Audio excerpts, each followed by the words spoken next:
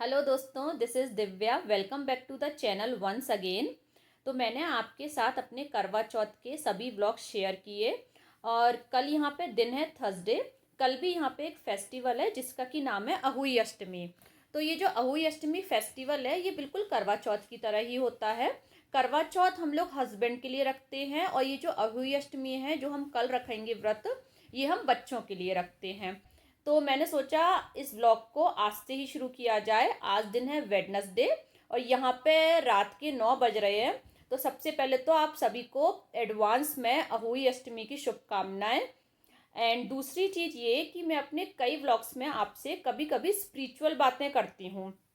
तो मैंने सोचा आज मैं आप लोगों के साथ अपनी वो बुक शेयर करती हूँ जो कि मैं पढ़ती हूँ। नॉट रेगुलर, क्योंकि मेरे पास इतना टाइम नहीं होता कि उस बुक को रेगुलर पढूं। और जिसमें कि इस तरीके की बातें लिख रही हैं जो कि हमें पॉजिटिविटी भी देती हैं, मन को भी शांत रखती हैं। तो मैं सबसे पहले आपको वो बुक दिखा देती हूँ।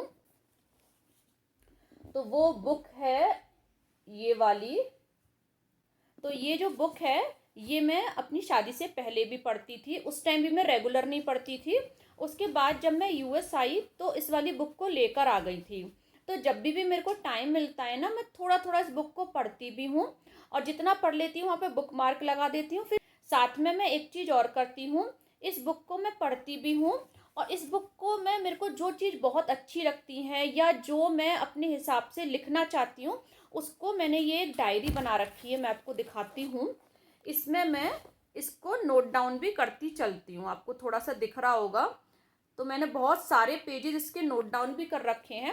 एज इट इज़ नहीं उतारती हूँ, कुछ अपनी लैंग्वेज में उतारती हूँ, कुछ मेरे को कुछ और अच्छे इसी बुक से रिगार्डिंग एग्जाम्पल समझ में आते हैं तो वो भी इसमें नोट डाउन कर लेती हूँ। तो इस बुक को पढ़ने से आप कहीं ना कहीं कोई सॉल्यूशन अपनी प्रॉब्लम का पॉजिटिव तरीके से आपको मिल सकता है। तो जैसे मैं आपसे आज एक छोटी सी बात इस बुक की शेयर करती हूँ। ऑलरेडी मैं अपने ब्लॉग्स में भी शेयर कर चुकी हूँ। सोचा कि आज दिन भी अच्छा है, कल कल जो है कल अहुई अष्टमी का दिन है तो आपसे कुछ स्पिरिचुअल बातें कर ली जाएं। तो मैंने अपने एक ब्लॉग में आपसे शेयर किया था कि जब भी कोई पूजा हो रही हो या कोई भागवत हो रही हो या कोई रामायण हो रही हो तो वहाँ पर हमको इधर उधर की बातें ना करके हमें सिर्फ भागवत या रामायण या पूजा में ही ध्यान देना चाहिए। उसके पीछे रीज़न क्या है, तो वो जो रीज़न है वो इसी बुक से मुझे पता चला और ये बात मेरे को इतनी अच्छी लगी कि मैं जब से कोशिश करती हूँ कि पूजा करूँ या आरती करूँ या कहीं पर कुछ भागवत सुनूँ या कथा सुनूँ, तो बजाय कि इधर उधर की बातें करके कि ये साड़ी कहाँ से ली या फिर तुम बहुत अच्छी लग रही हो, जैसी अपनी लेडीज टॉक होती हैं या और भी कोई टॉक होती हैं, वो ना करके हमें केवल पूजा में ही ध्यान लगाना चाहिए। तो इस बुक में एक बहुत अच्छी बात लिख रही है, इसको मैंने अपनी डायरी में भी नोट किया है। मैं आप लोगों के साथ शेयर करती हूँ एंड आई होप आपको अच्छी लगे। इस बुक की शुरुआत एक्चुअली इसी वाली स्टार्टिंग से हुई है जो मैं आपको बता रही हूँ। तो इसमें लिख रहा है, भाग्योदयेन बहुजन्म समर्जितेन सत्संगम च लभते पुरुषो यदावे अज्ञान हेतुकृत मोहो मदांधकार नाशम विदाय ही तदोदयते विवेकः। यानी कि भाग्योदयेन बहुजन समर्जितेन, एक जन्म का नहीं बल्कि अनंत जन्मों के भाग्य जब उदय होते हैं, भाग्योदयन बहुजन, बहुजन मतलब बहुत सारे जन्मों के भाग्य जब उदय होते हैं तो ही हमको भागवत कथा श्रवण करने में रुचि हो पाती है।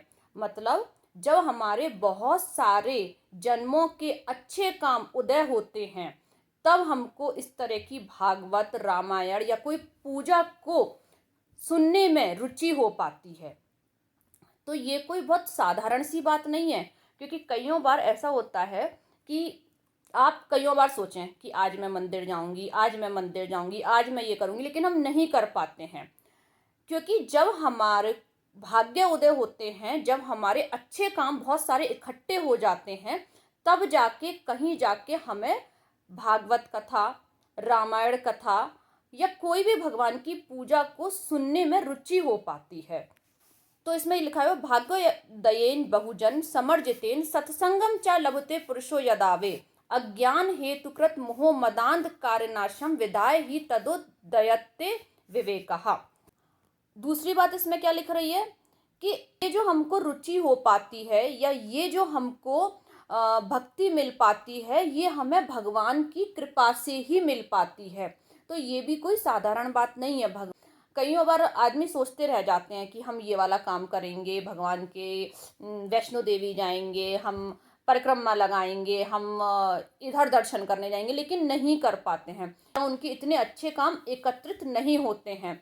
तो इसलिए इस दोहे में या इस श्लोक में ये ही लिखा हुआ है कि जब भी आपको कोई भागवत, रामायण या कोई भी पूजा में जाएं, तो वहाँ पे इधर उधर की बातें ना करके केवल भगवान की कथा में ही ध्यान लगाएं। क्योंकि ये सुनने में जो आपको रुचि हो रही है, ये आपके जब बहुत सारे अच्छे काम एकत्रित हो गए हैं, आपके बहुत जन्मों के भाग्य जब उदय हो गए, जब आपकी भागवत कथा सुनने में रुचि हो पा रही है, तो इसको आप वेस्ट ना जाने दें, इसको आप सुने और इधर उधर की बातें ना करें। तो इस बुक में इस तरीके की बहुत अच्छी अच्छी बातें लिखी हुई हैं जो कि हमें पॉजिटिविटी की तरफ लेके जाती हैं। सो फ्रेंड्स, आपको अहोई अष्टमी की एक बार और शुभकामनाएं। आपको मैंने अपनी बुक भी शेयर कर दी। मैंने एक ब्लॉग में बोला था कि मैं आपसे डेफिनेटली किसी ब्लॉग में अपनी जो बुक है उसको शेयर करूँगी। इवन उससे रिलेटेड मैंने थोड़ी सी डिस्कशन भी कर लिया। आई होप आपको अच्छा लगा होगा। एंड वन मोर थिंग कि दिवाली पास आ रही है, तो सफाइयाँ भी चल रही हैं, घर में मिठाइयाँ भी बन रही हैं। तो अब मैं आपको लेके जाती हूँ अपनी किचन में, और अब मैं आपके लिए एक बहुत हेल्दी सी स्वीट आपसे शेयर करूँगी और उसकी बहुत ही क्विक रेसिपी शेयर करूँगी। तो चलिए अब चलते हैं किचन में। इस हेल्दी डेजर्ट को बनाने के लिए मैंने यहाँ पे लिया कढ़ाई, फ्लेम को कर रखा है मीडियम फ्लेम पर। मैंने इसमें डाला है आधा कप मेल्टेड घी। जितना हमने घी डाला है उसका डबल हम डालेंगे गेहूं का आटा। तो यहाँ मैंने 1 कप डाल दिया है गेहूं का आटा। इस मिठाई को मैं हेल्दी नाम इसलिए दे रही हूँ क्योंकि हम इसमें शुगर नहीं यूज़ करेंगे। मीडियम फ्लेम पर लगातार चलाते हुए इस आटे को हमको भूनना है। इसका कलर चेंज हो जाना चाहिए और इसमें खुशबू भी एकदम से अच्छी सी आ जानी चाहिए। आटा भुन गया है, इसको मैं अलग बोल में ट्रांसफ़र कर लेती हूँ। आटे को मैंने अलग बोल में ट्रांसफ़र कर लिया है और यहाँ मेरे पास है आधा कप गुड़, जिसको कि मैंने ना छोटे छोटे टुकड़ों में कर लिया है, ताकि जब मैं इसको आटे में डालूंगी तो ये मिक्स बहुत इजीली हो जाएगा। देखो मैं हाथ से मैश कर रही हूँ तो ये बहुत इजीली मैश हो रहा है।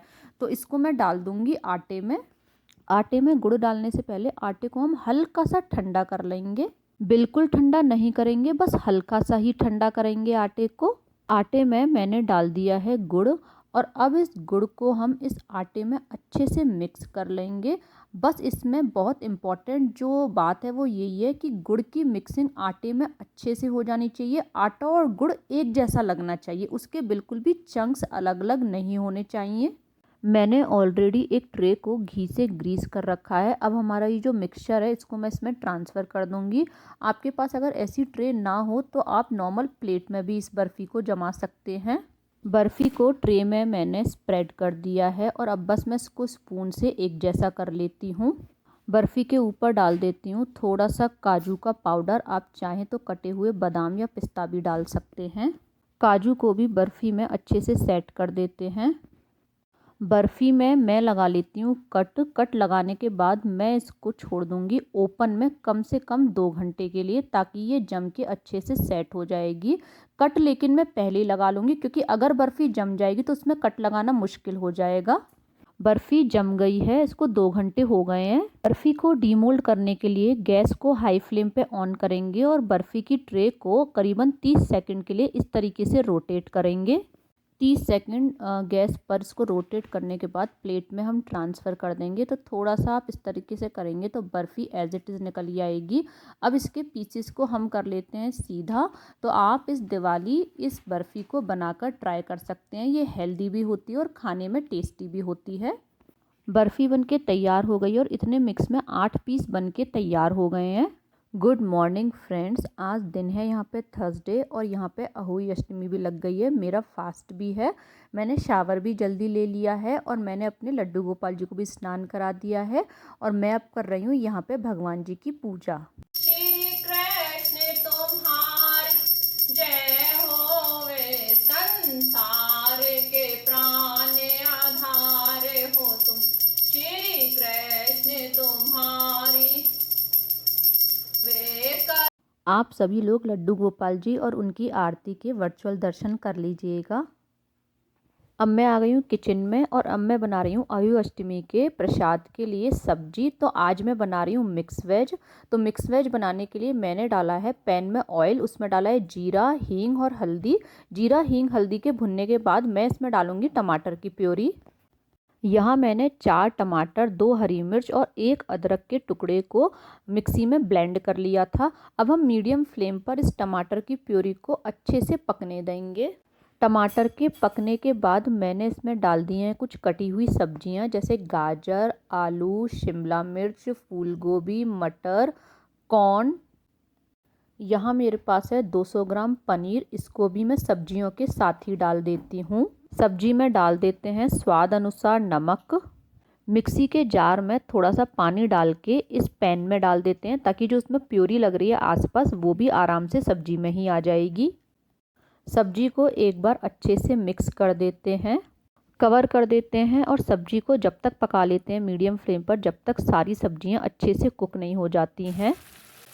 सभी सब्जियां यहाँ पे सॉफ्ट हो गई थी। अब मैं इसमें डाल देती हूँ सारे सूखे मसाले, जैसे सूखा धनिया, जीरा पाउडर, गरम मसाला पाउडर, लाल मिर्च पाउडर और खटाई। मसालों के साथ ही मैं इसमें डाल रही हूँ थोड़ा सा कसूरी मेथी, उसको मैं हाथ से रब करके डाल रही हूँ। सभी चीज़ों को अच्छे से मैं मिक्स कर लूँगी। सभी चीज़ों को मिक्स करने के बाद सब्जी को मीडियम फ्लेम पर 2 मिनट में और पकाऊंगी और सब्जी बनके हमारी हो जाएगी तैयार। How many blocks left? Tell me. Count the blocks. हाँ, अभी तो टोरी ले रही हो ये। और इतनी जल्दी में आपने पजल भी बना ली? बस कितने ब्लॉक्स बचे हैं? Only 5 blocks left, right? Done. Good job, Bhav. You did a very good job today. Now, look at me. Who make this puzzle? You make this puzzle. Give thumbs. But there are 5 plus. हाँ, give thumbs up. Good job, Bhav. You did a very good job. तो चलिए friends, मैं धूप भी ले लेती हूँ और जो वीडियो मैंने कल से अपनी स्टार्ट करी है उसको मैं यहाँ पर बैठ के थोड़ा सा मेरे पास टाइम है, उसको एडिट भी कर लेती हूँ। तो बस मैं एडिटिंग ऐसे ही कर लेती हूँ, जब जब मेरे को टाइम मिलता है मैं रिकॉर्ड भी करती रहती हूँ, साथ साथ अपनी जो पुरानी वीडियोज़ होती हैं उनकी एडिटिंग भी करती रहती हूँ। टाइम हो गया है 3 o'clock। अब मैं कर रही हूँ अहोई माता की पूजा। उसको नहीं पकड़, सॉरी।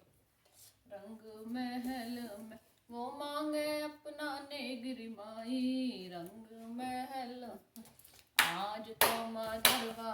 टाइम हो गया है 5 o'clock। यत का स्कूल से आ गई है, इसने शावर भी ले लिया है और अपना खाना भी खा लिया है। इसको मिक्स वेज बहुत पसंद आई और अब बस मैं इसके लगा रही हूँ यहाँ पे कोकोनट ऑयल।